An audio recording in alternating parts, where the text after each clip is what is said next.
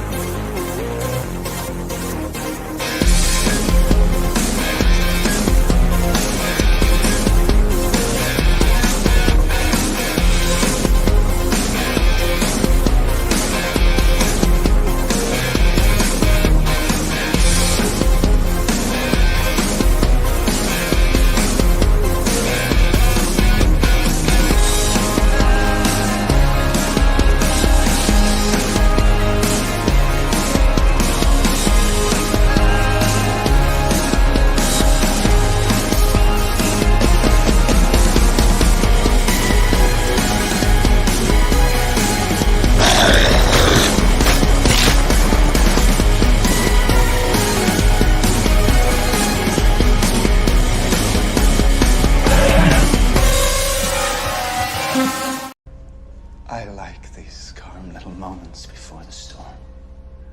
Money comes big, yeah. It's not small, no. Kiss my entire. Oh, my darling, not 3 times on the ceiling if you want me. Your coffee, sir. Thanks, beautiful. You're welcome. This is a man's world.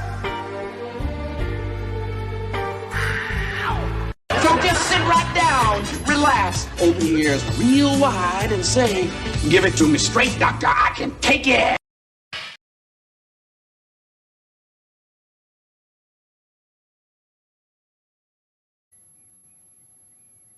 The doctor is in. Holy cow. My computer is being a complete turd. I'm suffering from extreme lag. I push a button and I got time to go and take a dump and come back before whatever I clicked on happens. It's ridiculous. It's horrible. I need help. Pops, bring Tanner in here quick. Roads? Where we're going, we don't need roads.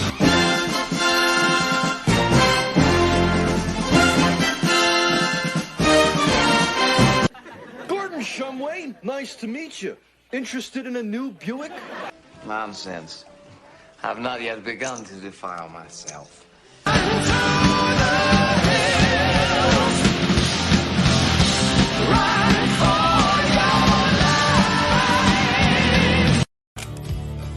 I'll make you famous. You need computer help and you ask for the dumbass tanker to help you? let me ask you, did your intro play smoothly for you? Were you able to hear the whole thing? Yeah, I heard it. Okay, mine was 2 seconds, chop, chop, chop, 1 second, chop, chop, chop, over.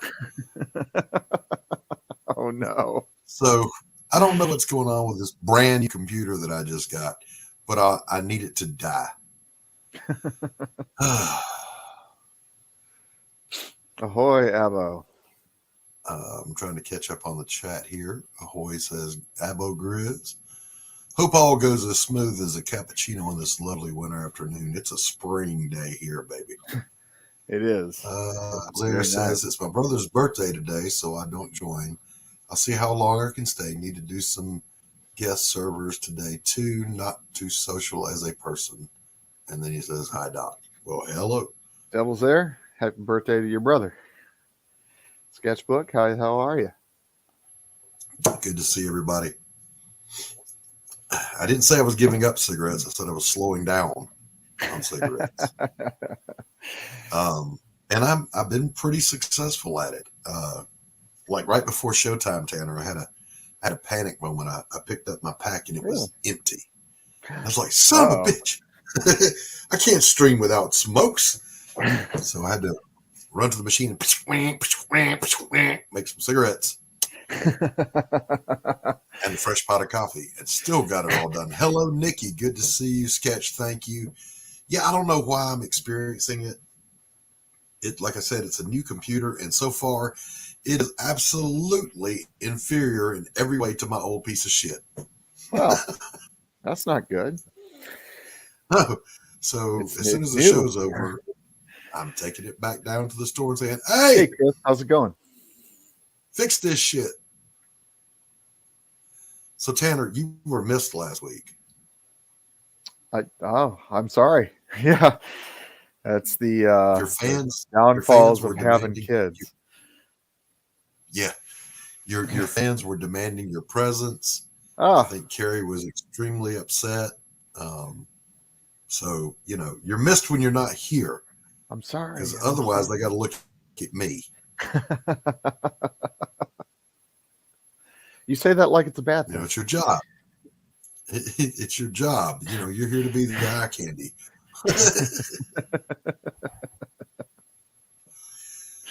So, yeah, I don't know what's going on. Like, even now, I can't look at the StreamYard screen because it's lagging. I look like Max Headroom. So it's good to see everybody. I'm glad you're here. We've got a good show for you today, but we almost didn't. Let me tell you what I did, everybody. And that's for the first time backstage. I booked to be on the show a few weeks ago. And I put it in the new computer's new e-calendar. But apparently I didn't hit save. So then Pops contacts me yesterday and he goes, "Who's your guest tomorrow?" I said, "I don't have one." So he booked on the great Bill Moss to come on and hang out with us. And then Laurie reached out this morning. She says, "I'm looking forward to being on the show." I'm like, "Oh no, I have double booked." So I reached out to Bill and I groveled and I said, "I booked Laurie first. I'm really sorry. It's my mistake. No excuse. Please forgive me." And of course, he's Bill Moss. He's super cool. So he's like, "Yeah, man, I'll see you." So Bill will be on with us the 13th, 2 weeks from today. Next week, our guest will be John. What's John's name, Pops? Alpha Dog. John creator. Dexter from Alpha Dog. Yes, from Alpha Dog. Yes, thank you, Pops. Will be our guest next week. And I'm looking forward to seeing him again. I haven't seen him since CromCon. Oh, wow. So it'll be good to see him again. So in the meantime, Sketchbook, no, not yet. The new connector should be here today, and I'll be able to try it then. Oh, nice. Yeah, Doc's real slow because he can't hear you until you said your whole sentence and he's still talking. Doc, I was going to say, I'm thinking about possibly doing an end of April CromCon since it would be the 4th anniversary. Okay. What do you think? Do a CromCon at the end of April? I'm down. Sure, Ooh, I'm down for it. Absolutely. I missed CromCon. I missed CromCon. Yeah. Okay, back to it, John. So, yeah, the nice drawing tablet I got was a wonderful gift from our friend Max Devill. I know it works. I've seen it work. He used it. He can't draw, but he used it. And he said, "I can't draw. Would you like to have it?" Yeah. So he mails it to me very kindly. And He said, but I lost the connector, so I get the direct connector. In your work. I read the reviews on it. Everybody was saying, in your work. So then I went and I found one on Amazon that is supposed to be its analog generic version made by somebody else that even looks a little different. So I'm hoping that one works. If it doesn't, then I will publicly go live and have a meltdown for everybody. Oh no.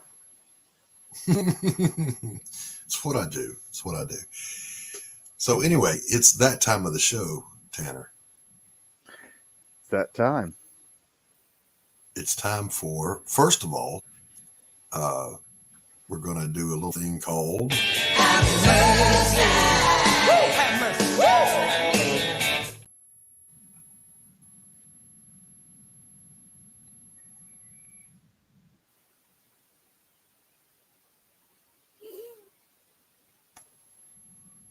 Did that even play? Yeah, it played. Okay, we're going to pick our Babe Barista of the Week here. Our returning champion this week is our Ginger Barista. That's not our Ginger Barista. Look, are you pushing buttons? That's or a am Ginger I? Barista.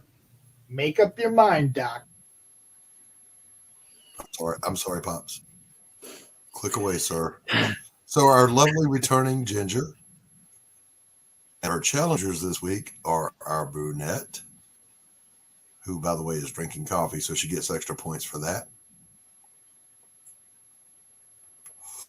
Or our lovely blonde, who is looking at you and saying, would you please go make the coffee? And I don't like her already for that. But what are you going to do? You know, you'll get up and go make the coffee. That's what you'll do. So you can head over to the Madness YouTube channel to vote Ginger, brunette, or blonde for our Babe Barista of the Week.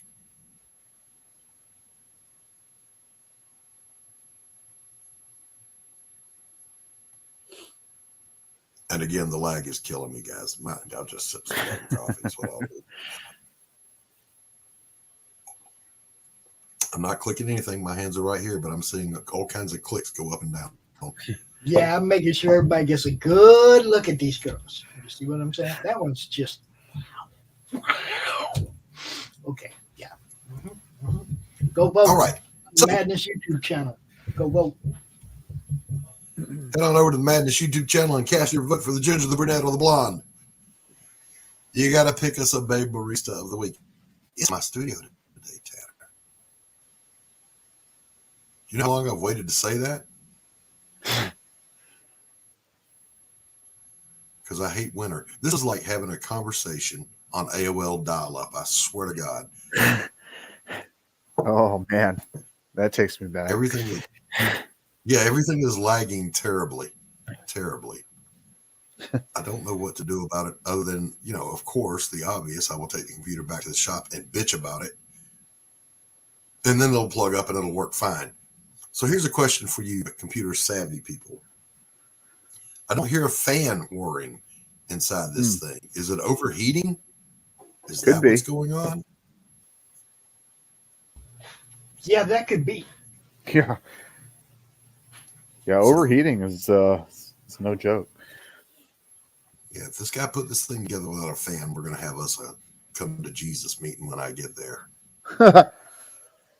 Because that is unsatisfactory. Hail, Mr. Big. Welcome, Wayne Klingman. Good to see you, sir. Big, how Hail, you doing? Stephen B. Stephen B., how are you? Good to see you. Gray Wolf Graphics. Gray W.D. Wolf. Smith. Hail, Redheads. I'm a little frightened by that attitude, but okay. We have reached that point in the show, though, where it's time for another meme review, Pops.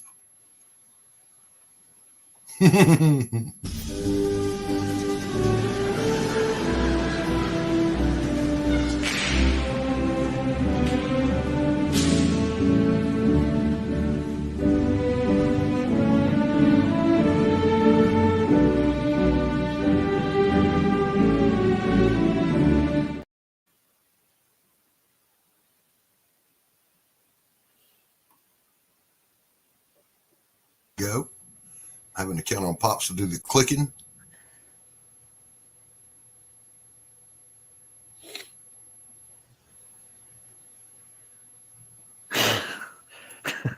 Boxes of briefs, Joe. Depends. Laughing stock of the universe. Of course, when there's a knock on the door after posting anti-Biden memes.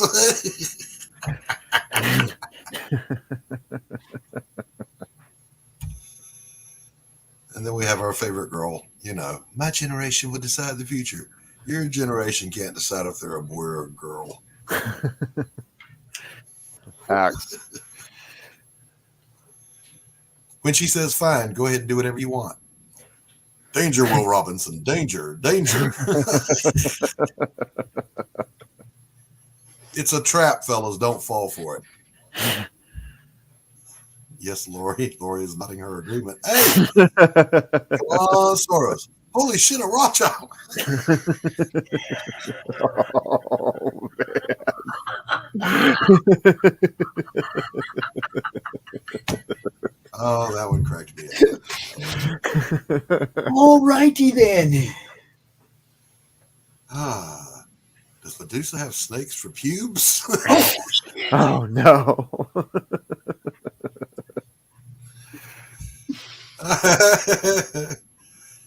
When someone states the obvious.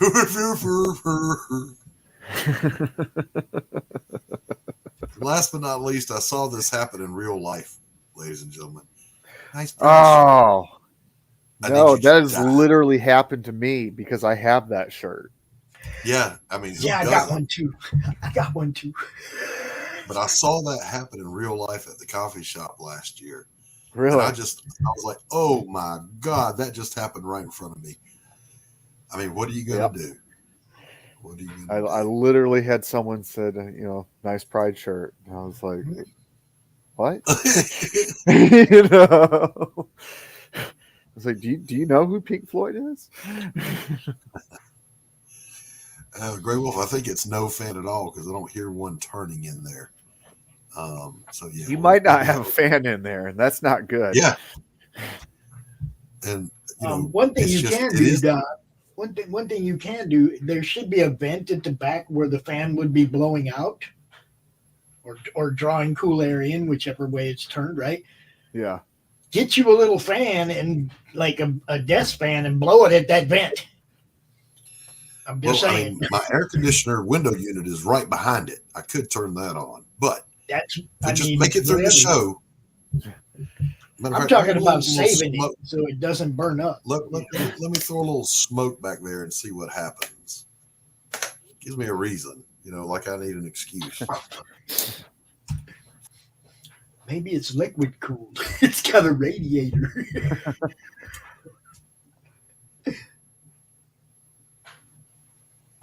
Yeah, I don't see any air movement at all. Yeah, I would turn your AC on and have it blowing some air in that thing, dude.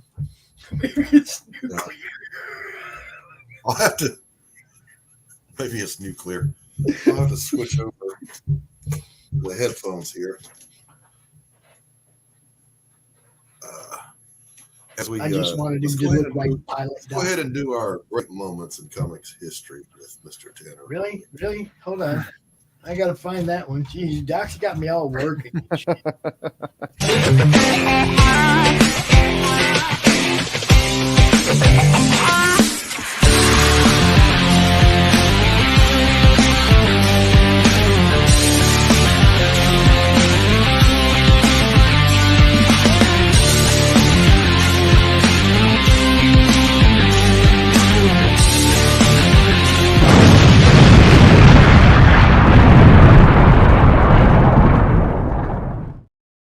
Greetings and salutations. I'm Tanner Hurley with another great moments in comic history. And today we are going to talk about the ignition of the 90s bad girl movement. And that would be Billy Tucci's She. Yes. Hell yeah. She. Okay, now we got an echo, Doc. We got an echo. This is what kicked off. Millions of copies sold.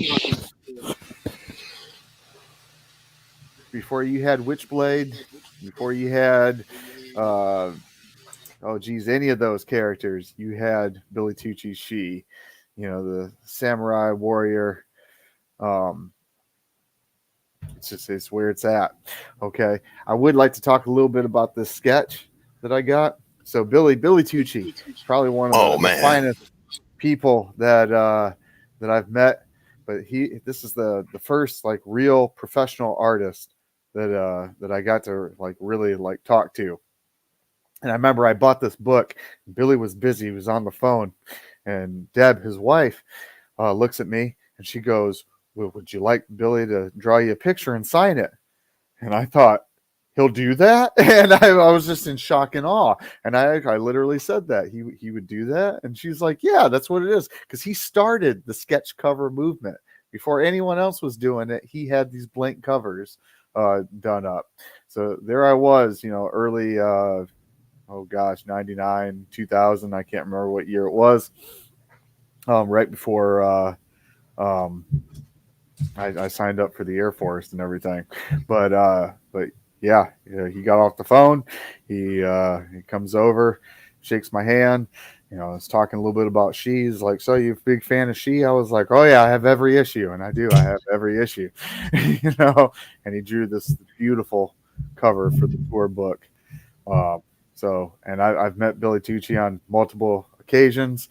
Saw him again when I was in the Army and recruiting. Went to the Motor City Con, and he's just as awesome as he's always been. Great character, great storyteller, just all around great guy. So if you don't have any of the She books, I highly recommend you pick them up. It's an amazing storyline. Anna is an amazing character with a lot of history and heritage deep rooted into the comic. You'll love it. Billy's done his work. So check it out. And I'm going to go out on a limb here and say Deborah is freaking awesome. So, Deb is amazing. Yeah, cool as hell. So you got to hang out, you got to talk to her at the con, and see, that's just as cool as getting to talk to Billy. It is, because have you ever seen the interview that she did where the interviewer basically called She a bimbo? And Deb just like shotgun blaster, with all the reasons why the character is not a bimbo, and it's a great interview. It's just a great interview. It really is. It really is. I need to see that. Am I still echoing? We can hear you just fine. Am I echoing? No. Are we echoing? No, it's gone. It's gone. Okay. Yeah, that's the lag of the computer switching from the cam mic to the headset mic. Wow. It's a nightmare. It's a nightmare. So this has been another great Moments with Tanner Hurley. As always, good stuff. Billy Tucci, great product, great story, great guy. Yeah, and great guy. Great wife. And a great wife. So without further ado, let's bring out this lady. Everybody was kung fu fighting. Those kids were fast as lightning. You gonna do something or just stand there and bleed?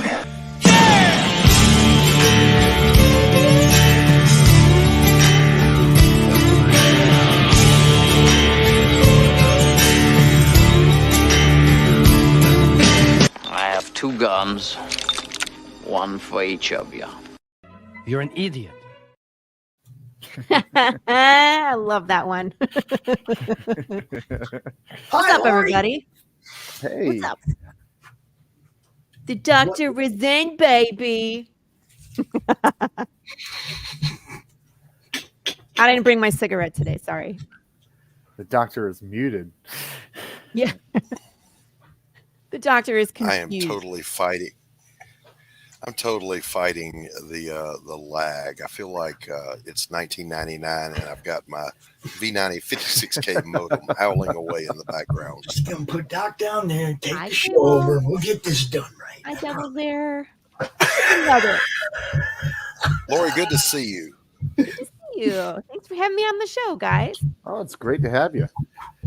Now, first and foremost, I am so sorry I missed your launch. I would much rather have been there than dealing with a family that came over and ate my food They just crashed your house and raided your fridge? Yeah, I'm Southern. We have to feed everybody. If you come in the You house, you're do. getting fed. Yeah. So yeah, it happened. And I would much rather have been on the launch. So, ladies and gentlemen, our guest here today is the mind behind Path of the Pale Rider. She is a writer, cinema photographer. Did I say that right? Yep. She is a blade wielding maniac, and she is the host of the Tuesday Morning Brew here on the network, and somehow has tapped into the universe where she gets guests on her show that would never deign to show up here in my crummy coffee shop. I'm cuter than you. I'm sorry. Well, this is true. This is true. Yeah, welcome. Can't argue with that. Right? So welcome, Laurie Calcaterra.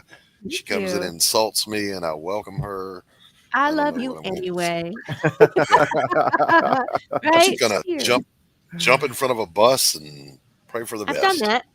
I've done that. I've my car. Now, Laurie, would you like Loaded. to share your screen so that you can scroll through and talk about what you wish to talk about? You guys want me to show off the Kickstarter? Yeah, absolutely. That would definitely be part of what we do. But like I said, I'd rather you were in control of it so that You don't I'm want not Doc stumbling pushing the around button? trying to follow what you're talking about. You know what I mean? You know? Chicken nuggets. Doc is capable. No. Doc, would you like to dive right into that? You want to play her trailer first? What would you like me to do, son? I'm not touching another damn button. No, I said, what would you like me to do, sir? Well, let's absolutely play the trailer for it, and then let's take a look at it. All right, here you go, people.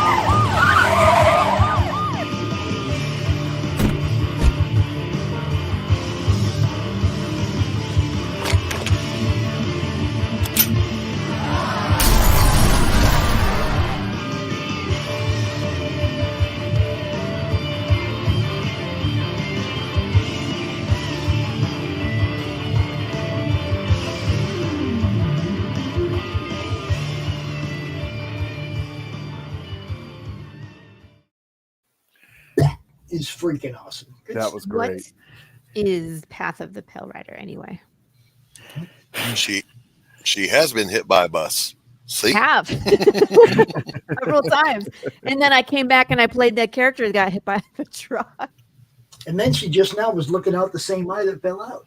Yeah, that was a different. That was me that got sucked into the story. There's a multiverse of Laurie, right? My ongoing joke is Laurie and her husband at the breakfast table. What are you doing today? Well, honey, I need you to shoot me, run over me with a car. Run me over. Have me safe on me. That was like, because I've done a few things where I'm like, hey, I need you to like shove me off of a bar stool, and he was like, you're doing what? And I was like, I'm gonna sit on the Steven. I was like, I'm gonna sit on a bar stool. I need you to like shove me off of the bar stool. He's like, what are you gonna follow? I'm like, we have this giant bean bag that's like kind of like our crash pad, so it's off camera. But he like he shoves me off of things. He like pulls me out of frame when I'm screaming, and he's run me over with cars. That one's fun. I posted that, and both my parents were very concerned.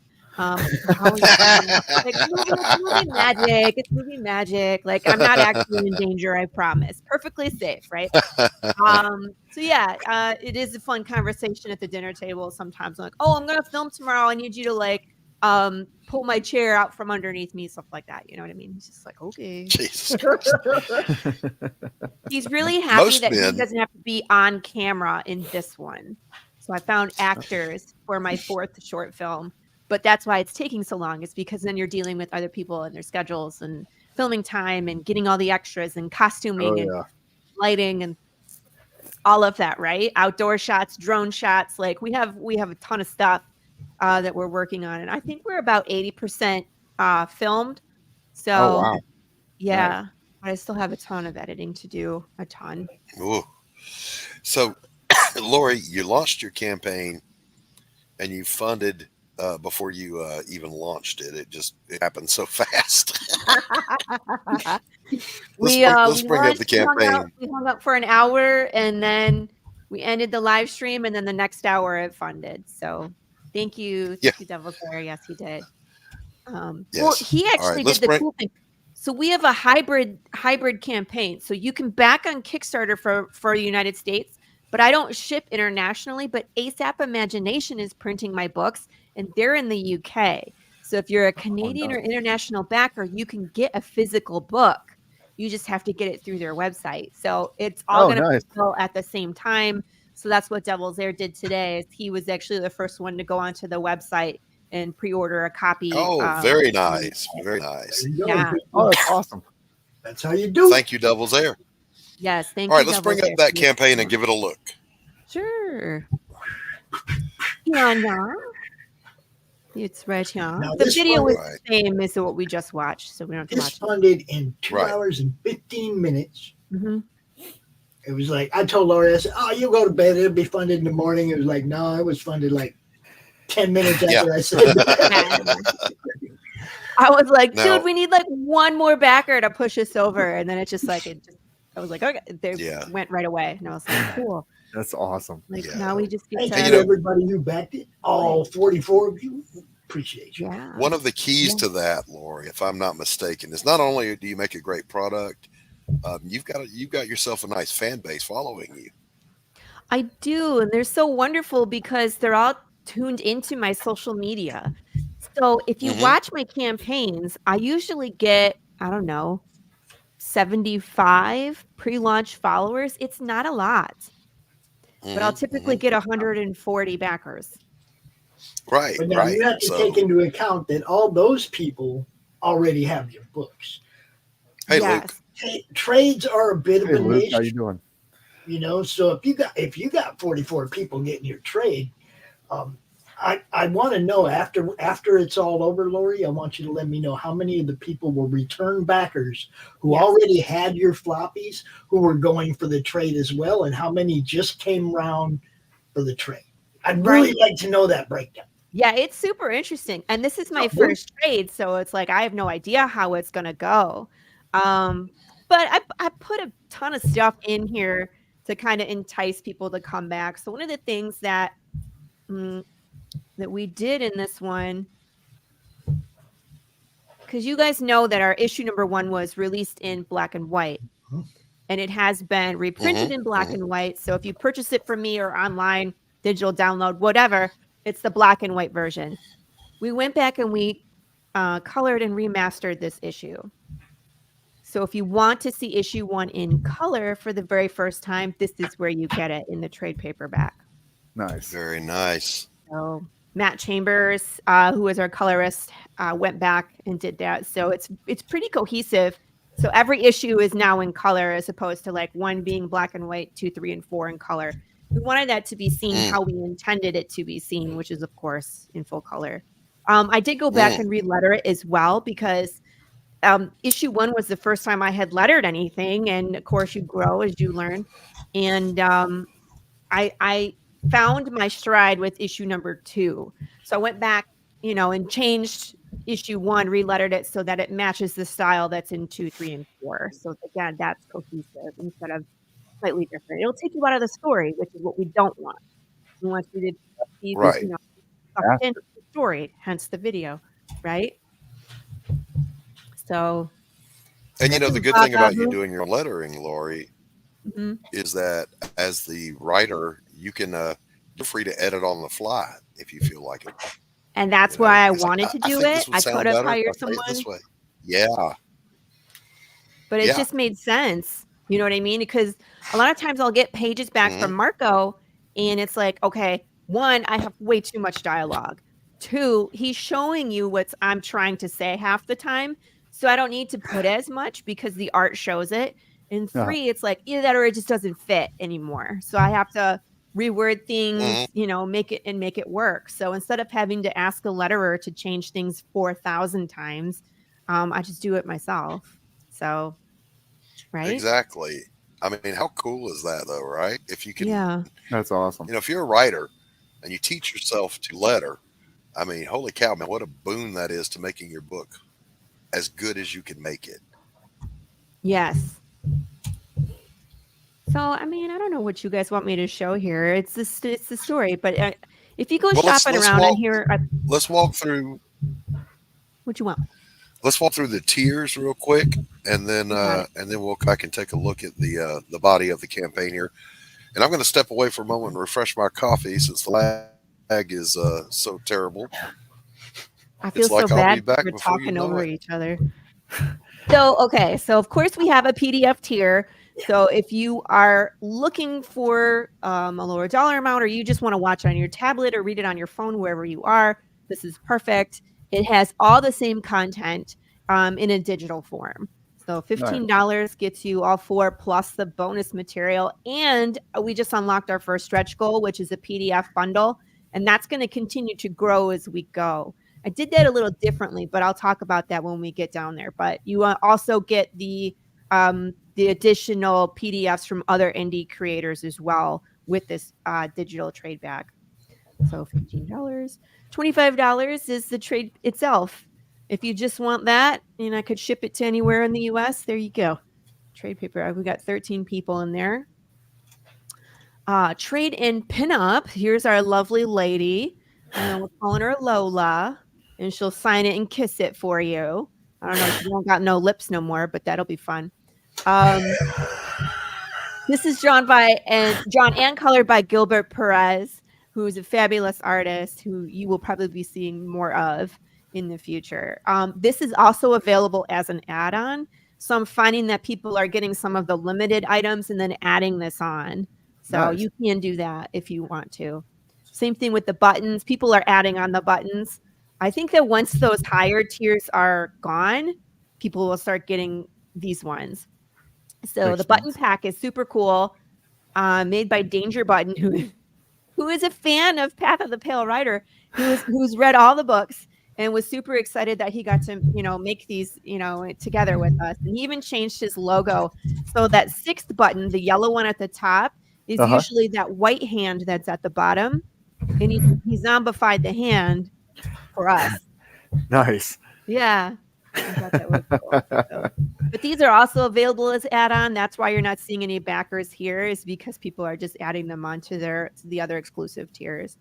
Hot sauce, here it is. Yeah, the hot sauce. Yeah, everybody was running out because the last time we did a hot sauce campaign was issue 3. So wow, we that on was a issue while 4. ago. So everybody's like, we need more hot sauce, Laurie, running again. So there's and I did make this available as an add-on. Nice. Really like their hot, whatever. I'll just make some more. It's fine. Yeah. Yeah. T-shirts. You gave away you gave away tons of packets of that at the con. I gave away probably 100 packets at Texoma over the weekend. So people could try it. I made 8 bottles thinking, we'll see, we'll test the market. I sold 7 of them on Saturday. I was like, okay, I needed to make more hot sauce for this Comic-Con. Cracks me up. You guys, that's great. Marketing and branding can be on anything. If people are buying it and your brand is on it, it draws attention to your brand. Yeah. It's true. My cousin has a piercing shop, and his logo just got put on local craft beer. That's funny. Yeah. You see what I'm saying? It's like branding is huge, man. It really is. It is. It really is. People love Big James. No, you definitely have a winner with the hot sauce. I definitely do. I'm going to start branching out and doing different flavors because people want more of it. So it's like, okay. Nice. I always listen. I always poll my my fans. In between campaigns, I always ask them what they're looking for on the next one, what kind of merch excites you. And I'll put out a bunch of different ideas and, throw it at the wall and see what sticks. So they always give me an opinion and they're honest, which is great. So Laurie, Carol. Hi, Carrie. Hey, Carrie. Hey, Carol. Laurie, you can do the Madness honey mustard as well, but you got to make it with the 9 Carolina Reapers. It has to be the Madness honey mustard sauce. I don't know if I want to touch that. Can't be a watered down version of it. This one will make you like sneeze and cough just being in, like having it open. When I blended it all together and put it in the pot, it'll make your it's like pepper spray. It'll make you, not me. 9 Carolina Reapers, I'm gonna die. I'm gonna start wearing like mask and stuff. Of course, we have a t-shirt. We got a t-shirt tier. The t-shirt and the hoodie has the same design. Yes, it's all right, Doc. We're so sorry. It's all right, Doc. We got you, bro. We got you. But I got this gorgeous Big James hoodie that I got for myself, and then everybody wanted it, so I put it up here. And I was like, if you don't want to pay for a hoodie, we will also have a t-shirt tier. Same design, same everything, just heck yeah, t-shirt or hoodie. These really excite me, and I'm surprised there's nobody here yet. These are the whiskey tumblers. They're 11-ounce glass tumbler, but it has the map of Las Vegas on it, and it's the same glass that Jude St. Clair picks up in issue number 1, and that flies out of the saddlebag and smashes and wakes up Big James. It's that glass. I mean, that's part of the story. That's awesome. That glass is part of book 1. And is that etched into the glass? Yes. Yeah. Yeah. Oh, that's beautiful. Yeah, they're gorgeous. But again, I allowed these for add-ons, so people are putting them in the back end instead of in this category. So it's interesting, you know what I mean, to see which way people go and pick their merch. So a lot of times they're getting the stuff that they like. Okay, so this one and the plushie, these are super limited, right? So there's 5 on this tier of these plushies, and I have one right here. They're about 11 inches, so they're about yay big. Oh yeah, it's a good size. They're super squishy, and they're beautiful. I love them. So I made 5 of those available at the $70, and then I have like a kitchen sink tier that you get 1 of each, so there's 5 available there as well. But 4 of them on this one are gone. Carrie wants me to show you something, Laurie. What's that? Oh, the eyeball. That's a crocheted eyeball. That's yarn. It looks great. Crocheted eyeball. That's yarn. That's amazing, Carrie. I want one. Consequences. And I get the reference there. I like it. Okay. My fandom likes to yell consequences, chicken nuggets, and have like eyeballs pop out at each other. Fun stuff. So there's 1 left on this tier of this plushie, and then there's 1 left of these I'm hand making, Tanner. I literally print the paper, cut it to size, sew it together, glue it. I cut the chipboard, glue it to the book cloth. I print the cover in iron out. It's an iron on HTV. It's vinyl. Dang. And then I iron everything together, glue it all together. And I'm making different colors. So I've already started. I'm working on 3 new ones today where people got to, yes, I can say that I inspired you to make an eyeball. That's hilarious. Well, people get to pick their color of the skull. And then I'm painting the edge of the paper to match the skull and the binding on the inside.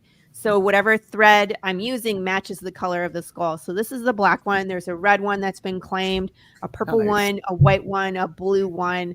And there's 2 more people that I got to talk to find out what color they want. Yeah, Pops claimed this one. Like, and you know what else I'm about to claim? Carrie, I want that fucking eyeball. No. Sorry, I gotta ask. Like, do you sleep? Do you get any sleep? Not this week, I'll tell you that much. You are just like there's been more than once. You're getting her done. There's been more than once when I've had to tell her go to bed. Yeah, there was one. Pops was like, "What are you doing awake? And I was like, oh, I can put the phone down. I'm actually in bed just scrolling. He's like, go to sleep. All right. She'll post something. I'll be like, that's way past your bedtime. Go to bed. These books take me about a day. I'm getting quicker because I'm doing like the same step for all three at the same time. Like I printed out all the HTV at the same time and cut all the chipboard at the same time. You know what I mean? It just slows. The gluing is the long part because you have to glue and then you have to wait for everything to dry. So between glues, it's like, okay, go find something else to do. But that's what it's like. I'll trim paper and make the text blocks in between while things are gluing. So I get that. Glue and paint are like the worst. Having to wait for it to watching dry. it dry. You're like, are you done yet? But these are super cool. I'm having a lot of fun with these. It's the full-on trade paperback in black and white. It's mini. And then it comes along with another trade paperback as the real one. You know what I mean? So you'll be able to read it in color and get all the bonus material and stuff. And the mini is just the 4 issues in mini. So that's awesome. Mm-hmm. So if you weren't here and already, so if you weren't here and already backed it up Monday, go back it. I'm hoping to get to. Let me scroll back up here. There's a whole bunch of cool stuff. You know, go check it out. We're at 44 backers. At 50 backers, we unlock another stretch goal. So we've unlocked the PDF. Nice. And the poker card. There we go here. So we've unlocked this bundle. This is the Any One World bundle. And there's actually another book in here. So we unlocked 5. But the reason why I wanted to do this differently is if people really like what they're reading, that way there's a link to like go find more. That's the goal, right? Because if you introduce you to a new audience, a new author, a new series, and if you like it, you can go get more. So here's the bundle, and if you click on this, it takes you over to Any One World.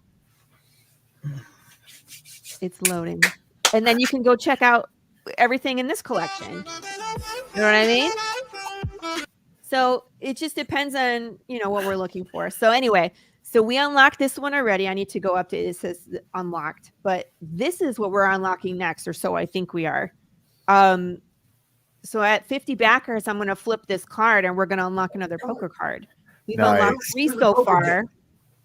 I want to keep going with those. Those are the 3 from the prior campaigns, correct? Right. So Pops and I came up with this on campaign number 3, and we were just almost at 100 backers.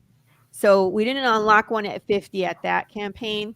So on it, I think I had 120 backers on the 3rd campaign. So we unlocked 1 card, and then we unlocked the Ace of Hearts and the 10 of Hearts on the 4th campaign because I had 140 backers. We didn't quite get to 3 cards. So we can definitely unlock a couple more cards on this. What is the plan to get to like issue 52 and then you have a whole deck? Hopefully we'll get there before issue 52. No, we're gonna get there. I mean, because even if you cut it in half, it's like what 20. You know what I mean? It's like we're gonna get there before issue. I don't even have 52 issues. Good Lord. We want the whole deck. So we want the whole deck, and then there's an inverse deck. So this one's the white background. There's a black background as well. And I'm going to do boxes and just really cool stuff. So. Nice. Mm-hmm. So there's a whole plan. Like, yes. I was being, tongue in cheek here, but there's a greater plan than I thought. Some of the characters. It was like, we got to do the whole deck. It wasn't even a question of just. No, it was like, we're going to do a whole deck. Yeah, I mean, because the backs there are beautiful. I mean, Thank you. That's gorgeous. Yeah. David Rodriguez. Is the artist on that one, and I used him quite a bit to do like variant art, and he did the interiors of our Choose Your Own Adventure book and nice stuff like that. So yes, he does some really cool jumping in and saying stuff that turns into cool stuff. Mm-hmm. I mean, I love being part of what everybody's doing, but when they take an idea I have or something and they incorporate it into what they're doing, that fucking means so much to me, guys. You don't even know. It's amazing. So cool. So I got a bunch here. I went up to 200 and I figured that was far enough. I don't know if we'll unlock all of them or not, and that's fine. We'll unlock however many we unlock, right? That's awesome. When we get to 3,000, I have these really cool. They're 3D printed wooden PLA keychains that I make myself. It's a little disc that they wear on their chest out of wood, and it has this really nice black hardware. So I'll probably need to make some more. I gotta ask, how do you make it out of wood? Yeah. Like, is it like a machine that just like cuts it out, or no? It's 3D printed. So you get a spool of this. PLA is plastic, but it has like a wood powder or something. Gotcha. So then it just goes through the machine and it builds it like it normally would, but it has this like wooden texture and feel to it. It's not gonna have wood grain, but it's definitely wood. When you feel it, it's neat. Okay. Really cool. That Something is different. awesome. Yeah. Mhm. That is different. 3,500. We're gonna open up the slice and dice. So light some things on fire, I think. Yeah. Yeah, Steven. Billy. Look, Stephen B. You know you need this. Well, he drew St. Clair on one of his drawstrings, and it was awesome. Oh, that's awesome. I know. I was like, if you tap into our world, it's like you'd enjoy this. Of course, come along. Yeah. Well, now's a good time because you get all 4 issues at once. Trade. You get the trade paperback, so you'll get caught up in the story in one fell swoop. And we have a digital, and we have physical, whatever works for you, Steven. $4,000. I'm going to print off some temporary tattoos of our little Scully logo. Nice. So we could all be walking around with POTPR Scully. Right on the forehead. Right there. You do it. I'll pay you $20. Now, what will you do if someone goes out and gets a permanent tattoo of it? I need a selfie with that person. Right? Corissa and I already said, like, if someday we ever got 500 backers on one campaign, we would go get a tattoo of our art on us somewhere. Because So, I'm not lying. I say that because I'd wear that. That is awesome. right? It's super cool, man. It'd be really cool. I have some other ones too. That was like, this is the first one, but if Don't make you it know so we big it don't dig fit, these, I can keep switching out the designs. I have some really cool Scullies, man. Oh, Don't man. make it so big That's it don't awesome. fit on the 5 head though. It's got to fit. In the Head. They're 2 inch by 2 inch. They're not big. It'll fit on your forehead. We got some hot sauce packets, so you could try one. I'll I send one to definitely everybody. want Oh, it's definitely kind of like want the the eyeballs. Yes, I do. what do you call it? Like the They Taco look like- Bell size. Yeah, right? they're like Taco Bell size. They're a little bit bigger, actually. Oh, I nice. pulled the image for like a ketchup packet, but Oh, okay. they're a little bit bigger. They take like a teaspoon of hot sauce in the packet, but they have my little POTPR logo on it, and there's a QR code on the back. Takes you to the website, whatever. Heck Um, yeah. But they're cute Laurie and they're can fun. have the first one. I really want one though, because man, that was badass. I'm talking about your eyeballs, man, your eyeballs. Yeah, I want it. you get the first one, but she's gonna Thank make it one too. I was like, we're gonna fight, pops. As long as I get one too. Look, no eyeball comes by itself. It has to be a pair. So you get one, I get one. That's cool. It's at least one eyeball that fell out. It's just Yeah, one. but the other one's gonna fall out eventually. I'll catch it. Eventually. One day. You ain't right. Thank you. Thank you It was very gonna much. fall out eventually. No, Dang, the Ellie. reason I say that is because other people are going to go, I want one, and you're going to have to pay Carrie to make about 50 of them freaking things, and I'm going to have one of the Seriously. first ones ever made. I'll tell you what. If people want these, I'll pay Carrie to make some. You see? People going to want them. As soon as People we want start my showing fans them, want weird stuff, man. They want Big James everything. They want chicken nugget stuff now. they want Even though Ellie's that has eyeball. Yeah. Nothing to do with the story at all. They want chicken nuggets. No. Hold Chicken on. nuggets I want and you to hot go all sauce, the way you know? back to the first campaign when you were giving away a box of bones. What did you expect? That was the second campaign. Yeah. Okay. Like Well, what did you expect? Yeah, that that was was the no, second I mean campaign, that yeah. was weird. And I had so much fun making those, and I was so impressed that there's people brave enough because I usually have like a secret reward. I don't have one on this campaign because Oh, I just no the trade paperback, so it's different. But Yeah. I have 2 planned out for the next 2 campaigns of what I'm doing for the secret rewards, and they're super cool. But I like what I'm doing because they That's so like change cool. in price and they change it, you know what I mean, just depending on what I'm making. But they're always handmade by me. It's not something you could ever buy in a store or sometimes even dream of, like that box of bones. Yeah. And of course, I we mean, have that's the the nice short thing about it. films. They get something unique, you know.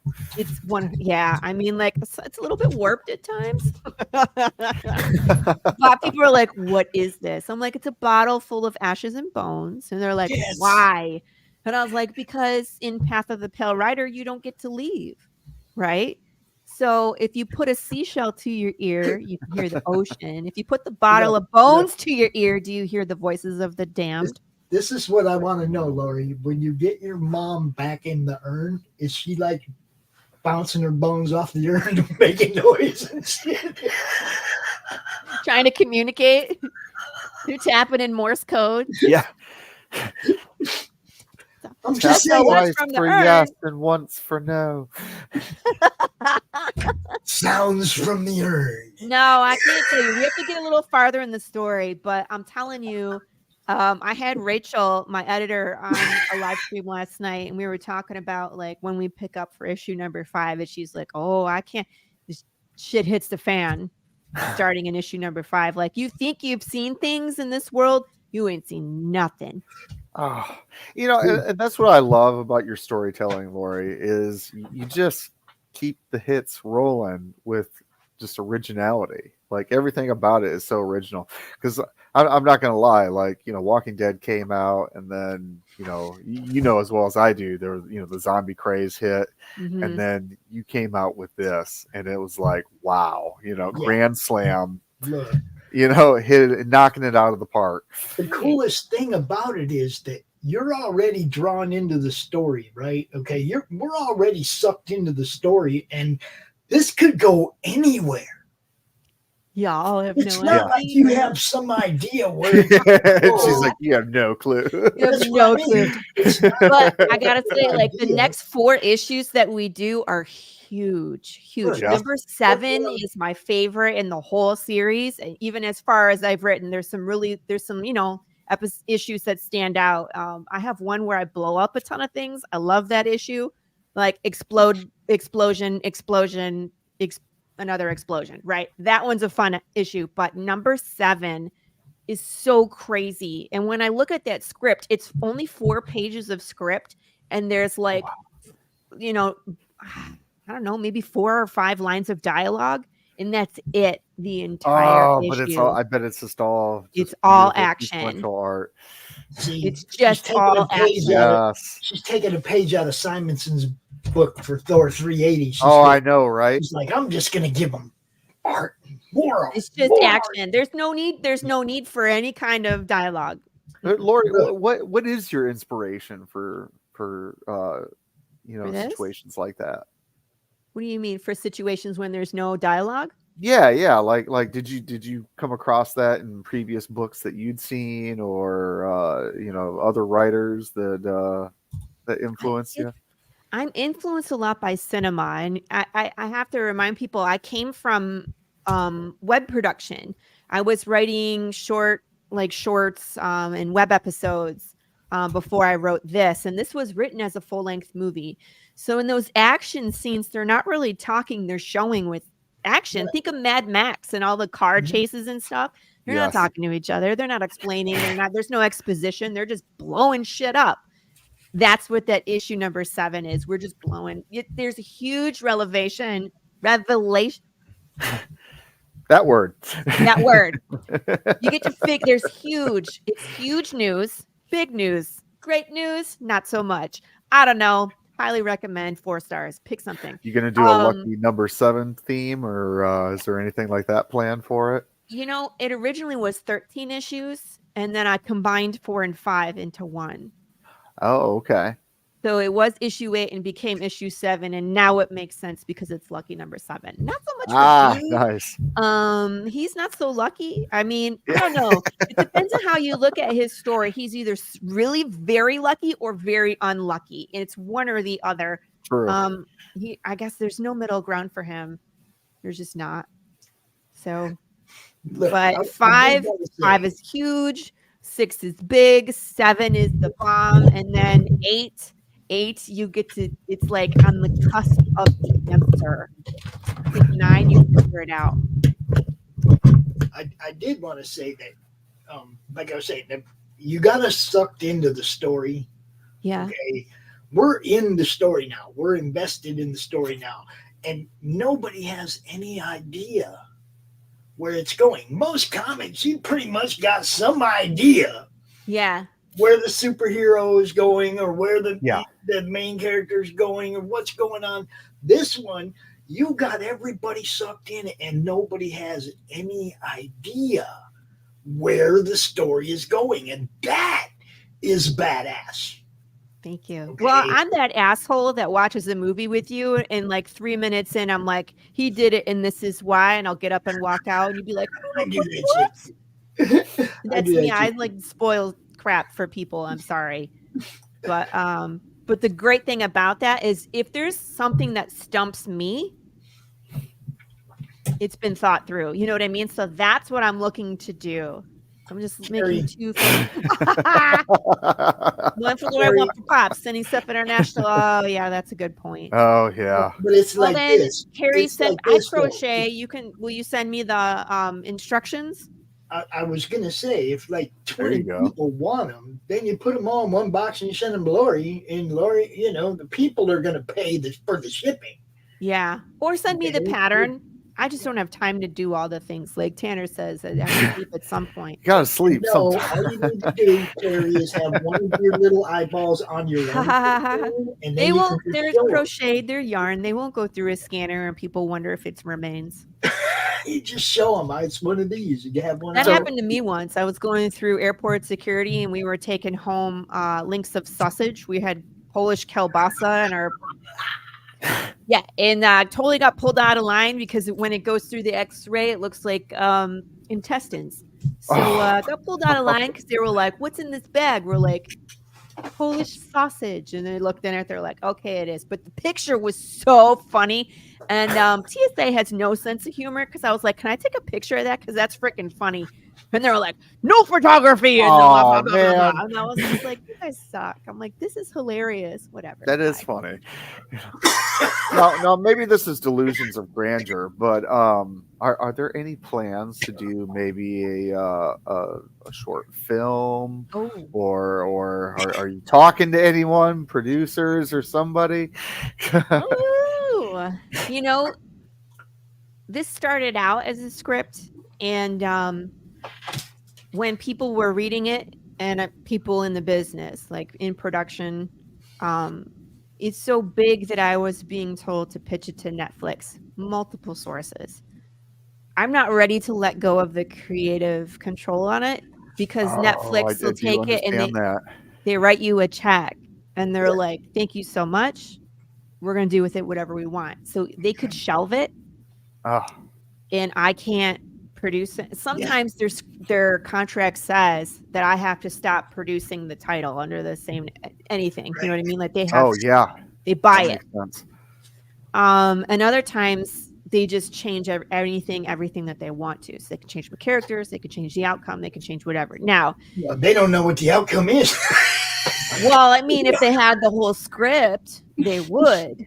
However, I just wasn't. I'm a big chicken. I was just like, I'm a brand new writer. I don't know what the right dollar amount is to even agree to something like that. Don't give up your thing. Don't ever give up. I'm not ready to. I'm not suggesting give up your IP. Never, ever for sure. People. It would be great if we could do an animated short, like Castlevania style animation, big action, big James raging, just destruction. Oh my gosh! Yeah, it should be on Prime with Invincible and all that. Yeah, but it's just $2, man. I would do it myself. It could be done like a spaghetti western. That would be kill Italian steered.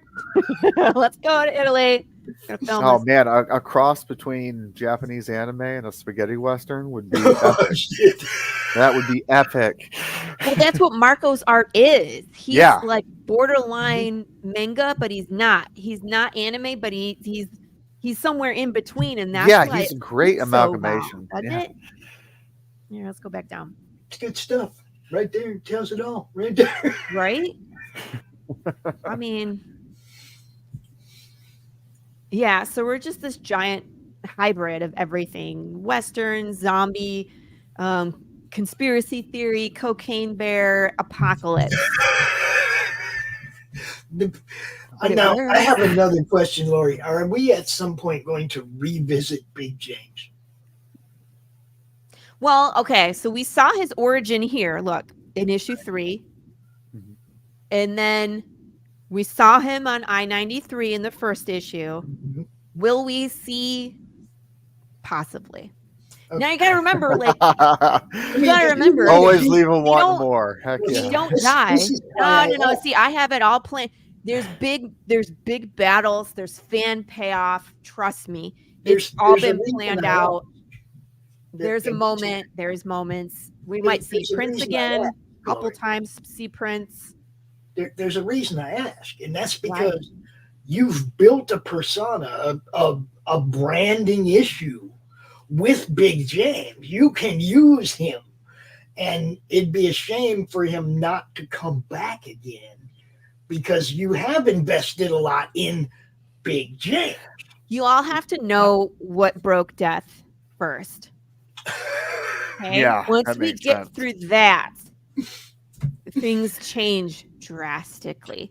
And then all of this takes on a new perspective because you're seeing things through Jude St. Clair's point of view.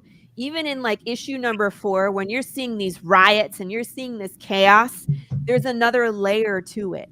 And I kind of allude to it with that Viper. That's what we'll call him at the end in this scene. There's someone there pulling strings, and at the very end, you see his face, but you don't know. Is he alive? Is he undead? What is he? And Jude has this moment where he doesn't say, "Who's that guy?" He said, "What is that thing?" There's something going on here, and I'll show you. But once we get there, that's when everything. You're gonna go back and look at the scene and be like, "Oh God damn, that's different." It's everything is different than what I read it as. Spoiler. So there's things that you'll have to go back into the continuity, and it'll expand your understanding of what happened. Okay. Yes, like you're seeing a glimpse into some of these characters that are coming later in the story. The Viper shows up again. Lola shows up again. You know what I mean? Like I'm giving you glimpses of some of these characters that are like the main character in their own story and have this really, really interesting arc. But you're seeing them from Jude St. Clair's point of view. And so when he runs into them again and they've changed, but this scene specifically in those riots is very important. How Jude sees it, how Lola sees it, and then what's actually going on there. There's a lot of layers to it. And you'll know. I will tell you everything. I'll tell you all the things, just not yet. Now you said 13 issues, correct? For the it's 12. We moved it to 12. Okay. So 12 issues. Is that just the first story arc? Or okay, so there is plans to do more. Yes. Okay. Well, I'm not gonna that would be so mean, Tanner. If I was like, this is the meaning. Look at all this crazy, and then I'll be like, the end. Yeah, that would be right. There's like I said, because the story just seems so huge, so I had to ask. It was like, does it just cut off, or No. Okay, so there's like if we were talking about a full length movie, 1 through 12 is the first movie, and like what we're kind of doing, breaking it up into issues 1 through 4 is like act 1 of the movie, and then 5, 6, 7, 8 you have big moments, but it's like act 2, and then act 3 you find out the answer to what broke Death, and we kind of wrap it up nicely, but it leads right into the second arc. Second arc is another 12 issues. I don't know. We might change up the method, and I was talking with Marco about this because 12 publishers these days don't like to do any more than 6 issues. Really? And why is that? Yeah, the comic industry's been ruined by the reboot. The reason why they don't want to do that is because one, artist writer teams break up, right? Okay. So it's if you make it six issues, you're like more likely to have the same team through all 6. Plus, they are highly invested in having all 6 be done as fast as possible, because then they can do the trade paperback or graphic novel, and that's where they're making the big bucks because the art's already done. So I could technically take my issues, and instead of having like 6, it'd be like 1 and 2 is 1 issue, 3 and 4 is 1 issue. So instead of saying 12, there could be 6. You know what I mean? It's just formatting. It's just like issue 1 would be 40 pages as opposed to 24. Well, and now you got me thinking more questions. So are you planning on changing up the creative team anytime soon, or is Marco on board to like for the long haul?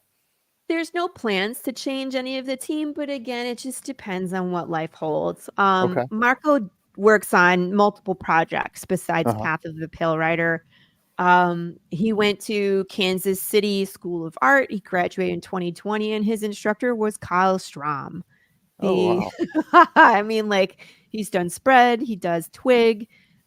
He's active, and Marco's class that graduated, several of them are already working for Marvel and DC. So would I be surprised that Marco got picked up by another publisher on something? I would not. Would I be sad? Absolutely. Would I be, sad because we're losing our man? Yes. But would Path of the Pale Rider stop? Oh, yeah. No. I don't see you laying down and quitting. Right. There is no intention to quit. I mean, like, I love Marco. I want him to stay a part of it, part of this as long as possible. But, if you get a chance to go to the big leagues, you go. Yeah, no, and I totally get that. But like, I talk about in great moments and stuff like that, I talk about great runs of, creators, which is, something that, like you mentioned is kind of a thing of the past, so I think that that's really neat that, you're trying to keep the same creative team for as long as you possibly can. Because it shows, I think, the greatness of an artist or a writer, or both, honestly, when you have both sets, doing a Chris Claremont, John Byrne kind of thing. Yeah. And it speaks to the project that everybody is passionate and wants to be a part of it. Now, are there any plans to try to, because you talked about publishers, so you're self-publishing, right? Well, I was involved with Charter Comics for the floppies. ASAP Imagination is printing the trade paperbacks. We pitched to Dark Horse and Image and Scout. I mean, we always pitch, but again, if you're not hearing anything back, you wait 3 months and you pitch again. There's just, they get 800 pitches a day at Image. Sure, but nothing this good, I can imagine. You never know. Seriously, I'm just going to put it out there. Shame on Image and shame on Dark Horse if they haven't picked this up yet. This is one of those things that Image does, though. They do go past 6 issues. This is better than half the stuff that Image is doing. I mean, that's the thing that's cracking me up about it. Hold up. It cracks me up too, but it's like either you have to know somebody, or you have to get lucky that the person at the intake desk actually reads what you're sending them. Because if they're getting 800 a day, it might be like, no, zombies, zombies. But it's like until you read the pitch. I mean, they almost made that mistake once, Keep talking about the format. The format fits with Image's stuff. They don't cut you off at 6 issues. They don't cut you off at 12. They have ones that have gone forever, right? Yeah, look how many sagas there are. Look how many Walking Deads there are. Look how many Black Science and Invincible, and this fits with them. This story even this kind of reminds me of the Black Label from, or not Black Label, but the Legends line of Dark Horse stuff. We pitched to Dark Horse. It's right up there with Hellboy.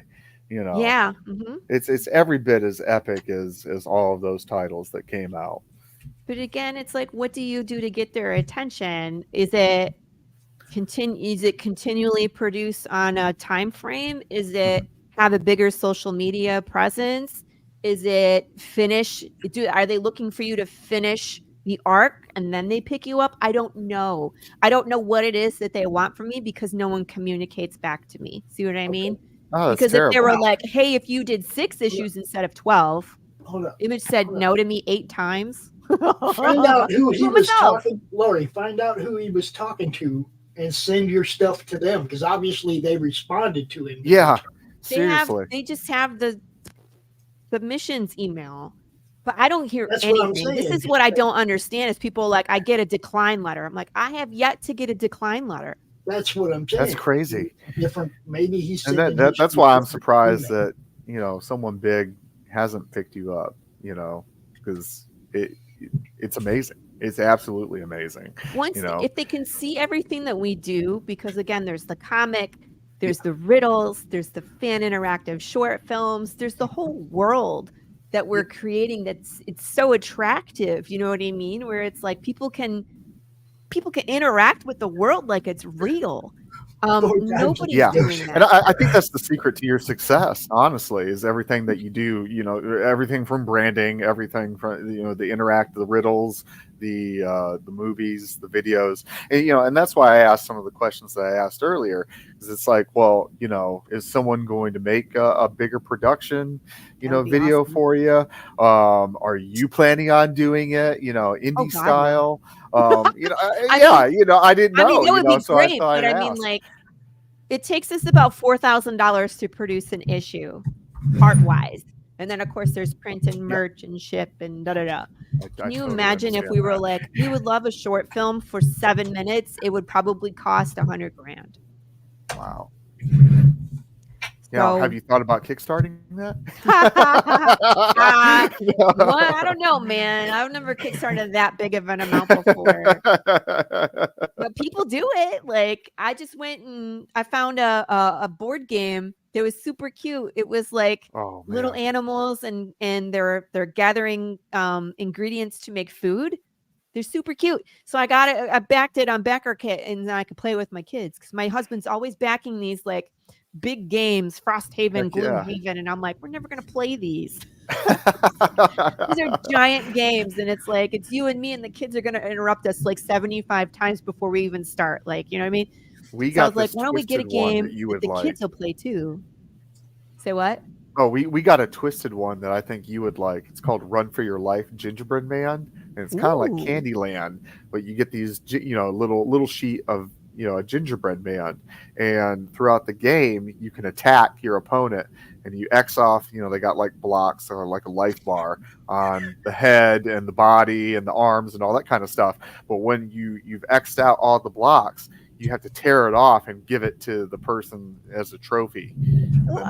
So, you know, not only do you have to get to the end, but you have to have the most trophies, arms and limbs and all that kind of stuff from all your gingerbread men. And my family just loves it. You know, I got 4 kids, so that's one, that's hilarious. 2, I need to find that. 3, Run I've been for your in life, talks. gingerbread man. Run Look for it your up. life, I'm telling you. I've been in talks with someone about doing a board game for Path of the Pale Rider.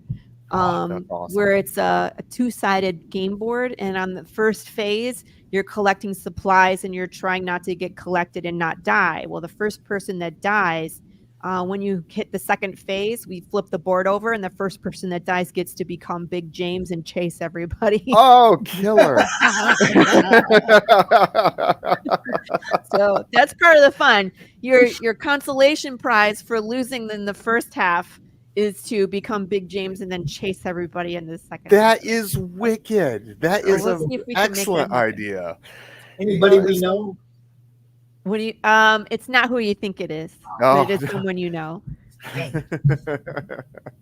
So, yeah. So we got things planned, and of course, we were talking about building a role play game around Path of the Pale Rider, where it's like you start in the beginning of the day, you know, the day that Death went missing, and you have to. Certain characters have certain paths, and then again you go through the apocalypse and then develop your character. Kind of like a D&D style type thing. D&D style, yeah. Okay. Is that what you said? Yeah. D&D style. Or it would be like kind of like what we're playing with Jeff on Fridays. It'd be like superheroes, but a homebrew campaign.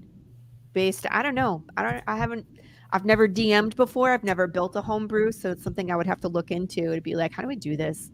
But that would be fun. Oh man, that would be fun. We have a cinema night coming up in May. So when we finish our 4th short film, it's going to play in London at a cinema. I'm excited for that. Man, that's awesome. So we got lots of moving parts. But first thing we need to do is get to 50 backers so we can. Absolutely. I want to show you guys what poker card this is because it's super funny. It's one of the Jokers. Oh, cool. Mm-hmm. So that's all I can say about that. I was wondering what was going to happen with the Jokers. Oh, you'll see. I mean, you can probably guess, but don't say it out loud. You probably have a good idea who belongs on that Joker card. Well, I know a few people that belong on that Joker card. No, I mean, based out of my world, goofball. Yeah. Even in your world, I know a few people that belong. Well, it's not Big James, I'll tell you that much. There is a Big James card, but I haven't unleashed it yet, and it's not the Joker card. Is he dancing on the table? Yes. Yeah. So that's what's coming. I was like, come on, I want to flip that one over. And then we're going to continue working on the Hearts suit because we can hopefully get some more of those because we have like the 10 of Hearts, the King of Hearts, the Ace of Hearts. So we can do some more number cards and get those out. But once we're finished with the the Hearts suit, then we can start working on some other ones. I don't think I have all of the characters. We haven't gotten to all the characters in the Heart suit. So like the Queen of Hearts, we haven't gotten to them yet. So I can't release that one yet. You know what I mean? So we'll have to wait. We'll have to do another suit and start releasing some of those as we go. Okay.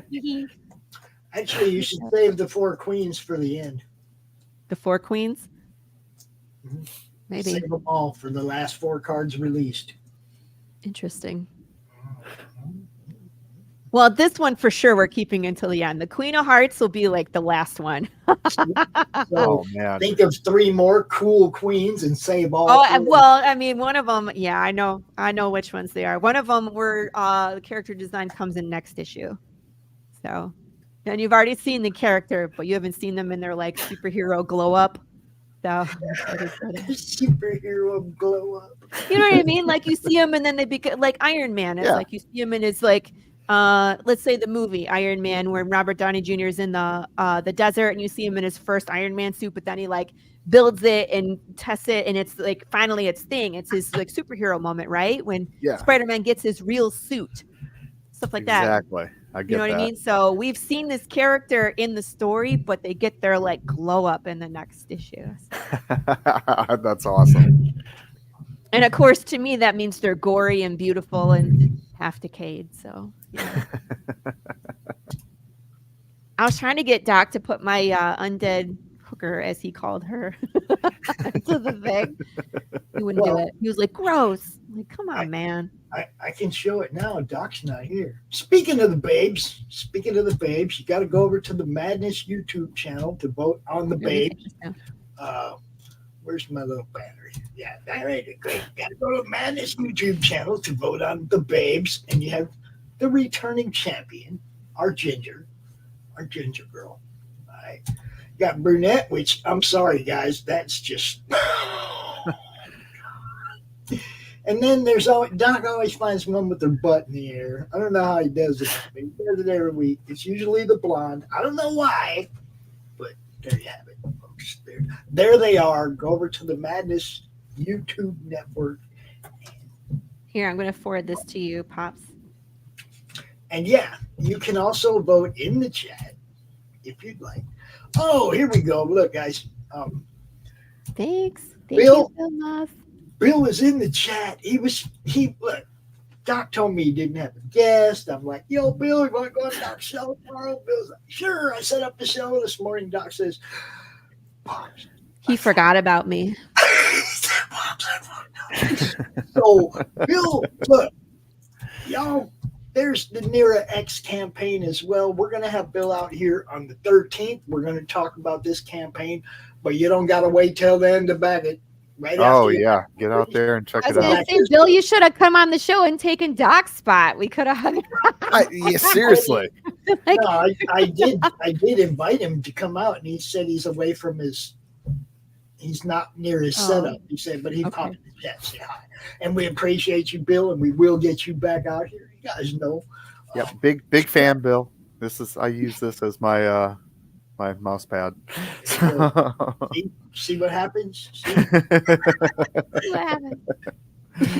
So we will definitely have Bill out 2 weeks from today. Mark that shit on your calendar because it's gonna be a good show. Bill, almost to $8,000 over there on Nira X. 7,900 on Nira X right now. Go check it out, guys. Blow it up. And I did find my copies of Nira X #1. Like the original ones from like Eternity or Entity from Dark Seas #1 from the last campaign. Okay. I couldn't find them. I had misplaced them, right? So the #2 campaign comes out. So I go ahead and bang it and I put the ad on for #1. As soon as I do that, I find my copies #1. You know, that's how it works. So anyway, yes, go check that one out, dude. Good stuff. I love all you guys, man. Everything you guys are doing.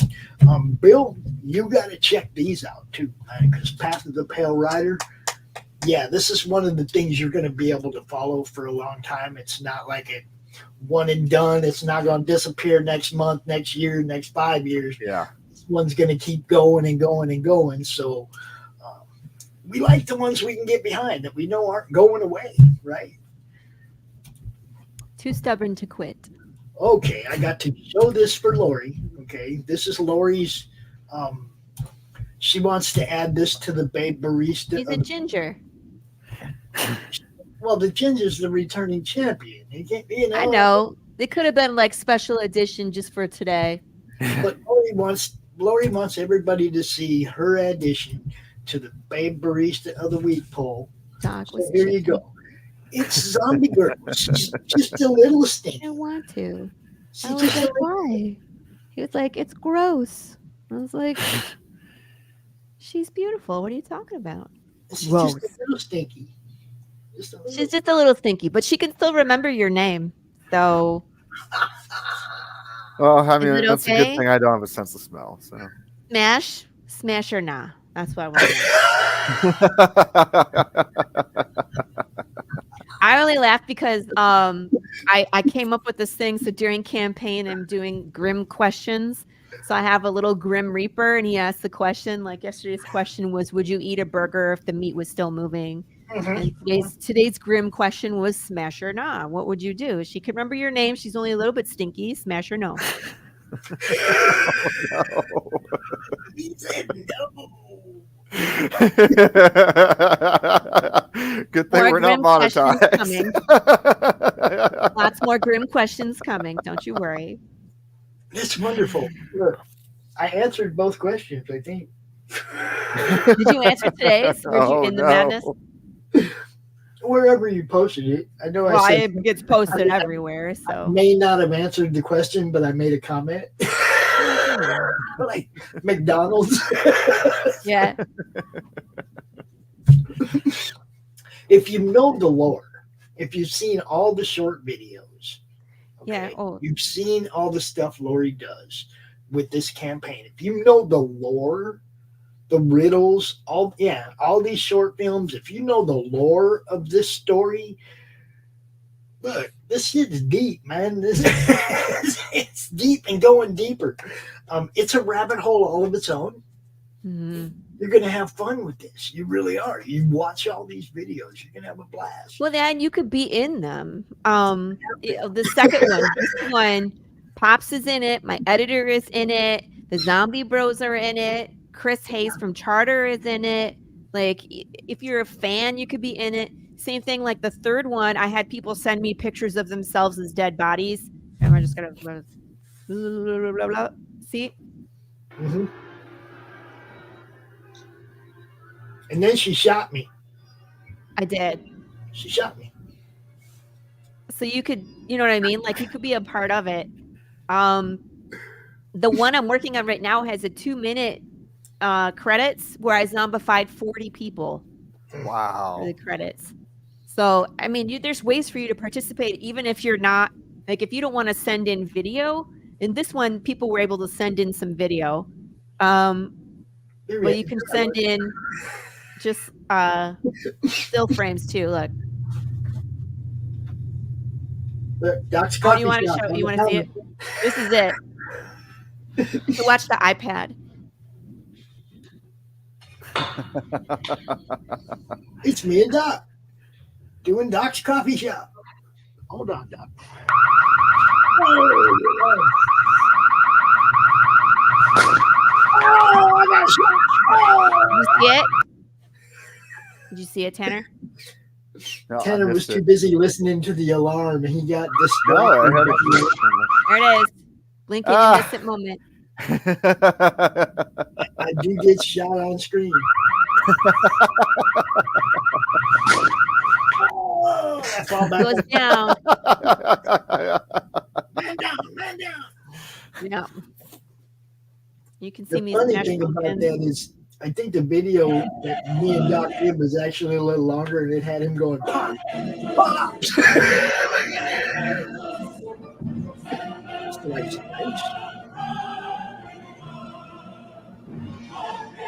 is the one we tried to light on fire, and it wouldn't work. Yep.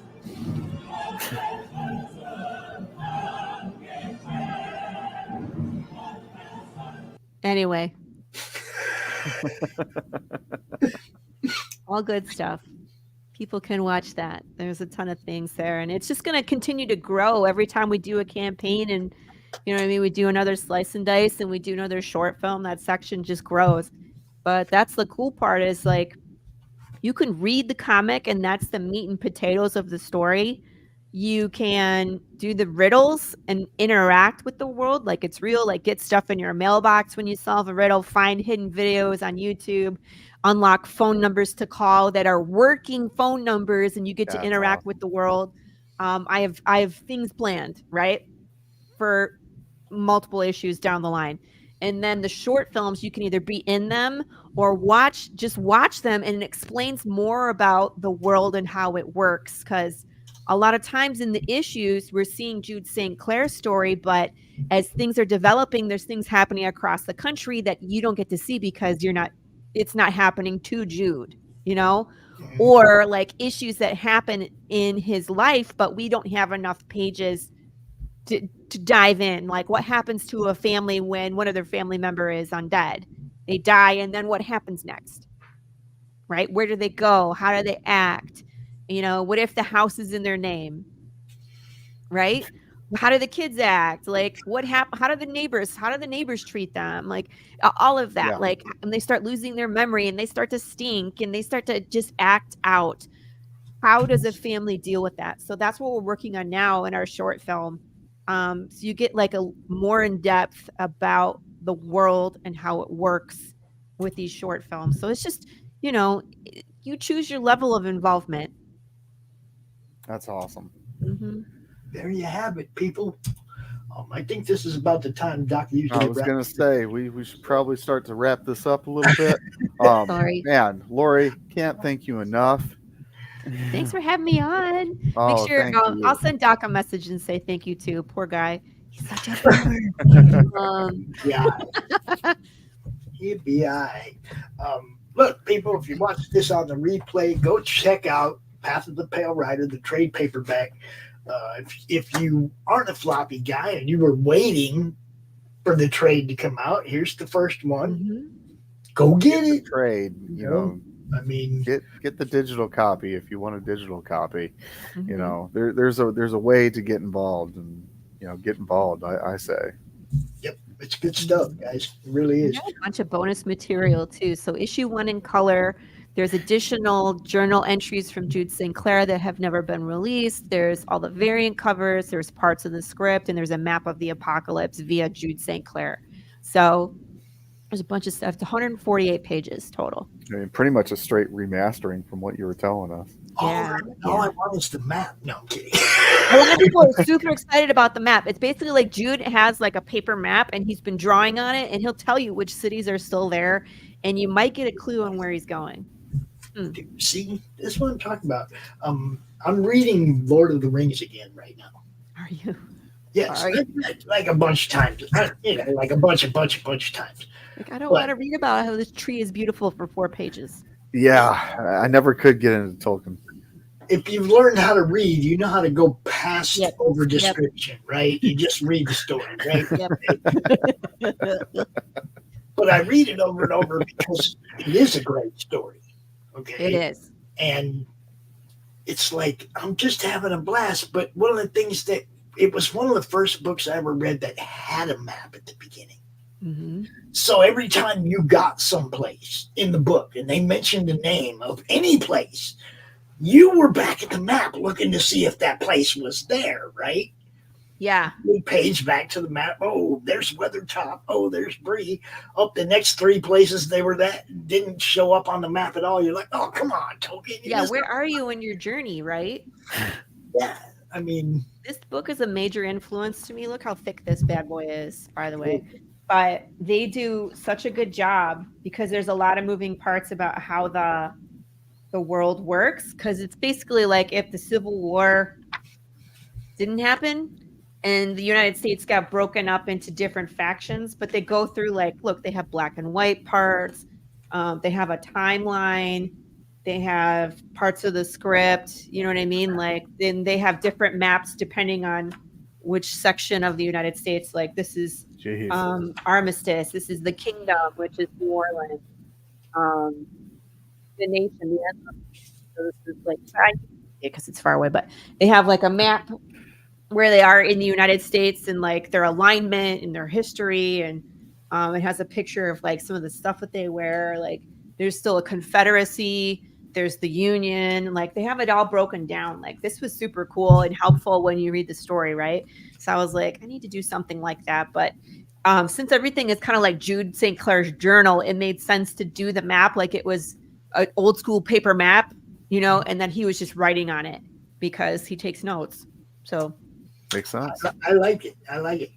Not that he can't just go to any old beat up, half destroyed gas station and maybe find a map laying on the ground, but that's what he does. But then he keeps notes on it, so he wants his version. You know what I mean? Because it's like not only is it's part of his journal now, so it's not just a map; it has like history on it. Like, he's been searching for answers to a lot of the conspiracy theories that he's been looking into, and so there's notes on there. You know, like what alignment some cities are. Are they friendly to undead? Are they not? Are they undead cities where if you're alive, they kill you? You know, there's some communities in this world where they just pretend nothing has happened. Like it's like Fallout. You know what I mean? Like you go to this white picket fence and you're like, what is going on here? And it's like the apocalypse never happened. There's just all sorts of different things that we have not seen yet in the story, and we're getting there. So, that's awesome. I like that. Look, that majority mob rules thing, people. Mob rules. Okay, in a situation like this, you're a little small town. As soon as the dead outnumber the living, what happened? Will be dead. You're gonna see some things in 5. I love this story. I'm just they fight back. They fight back. You know, and then I have cults. I have cults built into the world too. Talking about that, yeah. We're building prophecies slowly. So, like, there's prophecy about Jude St. Clair in this world. You don't know it yet. So, spoilers. Later. Laurie can't talk no more. Can't talk anymore. No Cut off. Anymore. I'm going to play a few ads on the way out of here. I want to thank everybody for watching. Anybody watches on the replay, we get you. We love you. All the different destinations: Twitch, Twitter, YouTube, Facebook. Y'all rock. Peace out. Tell people where they can find you. Oh, follow my group on Facebook, Path of the Pale Rider. That's where all the shenanigans happen. I'm on TikTok, Instagram. We have a website. If you look up Path of the Pale Rider, we come up everywhere. Laurie Calcaterra. So I'm on X. Just one of the two. I'm there. You'll find me. Awesome. Thank you so much. Thanks for having me on, guys. Thanks, Tanner. Tell them where you can find you, Tanner. Tell them. Oh, you can find me here on The Madness. The show never ends. You say goodbye for at least 15 minutes. Y'all know where you find me. Right here. Put a little in your life. Put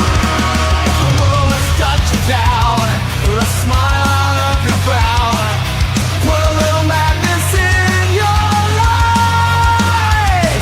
If life makes you unashamed and comics are your estate, put a little madness in your life. Don't give your mind a cleanse. Tune in with pops and friends. Just turn on your ROKU box and then put a little madness in your life. Put a little madness in your life. Yeah. Put a little madness in your life.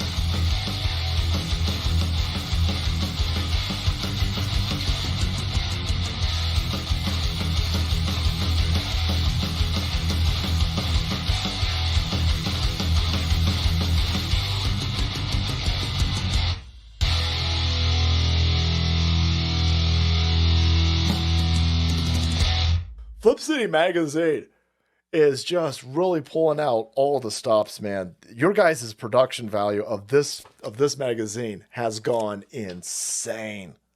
I mean, look at that. I mean, I remember when you guys, it was black and white. Even when it was black and white, I thought your quality was great. But damn, they just really stepping it up a notch. Look at this. James Corbett, boys. James Corbett. Genuinely cutting, but also funny, and obviously just chaotic and very fun. I love Flip City. It has brought new types of badassery and integrity to the print medium.